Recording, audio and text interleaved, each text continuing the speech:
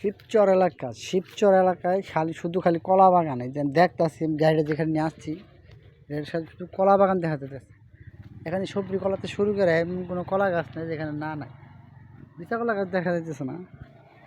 ও এটা হচ্ছে খাল, ওই যে নিচে মানুষ যাই কলা বাগানের একটা খাল। ওইখানে ছোট একটা ব্রিজ আছে, পাশে আমার গাড়িটা রাখছি। তো এখানে পাকা রোড আবার,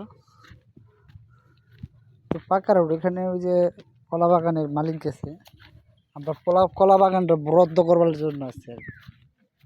এই যে পাকা রুট, পাকা রুট সামনে একটা শিমুল গাছ, সুন্দর নিলিবিলি বাতাস, মানে খুব ভালো লাগতেছে, অনেক সুন্দর লাগতেছে। তো সবাই ভালো থাকবেন, আল্লাহ হাফেজ।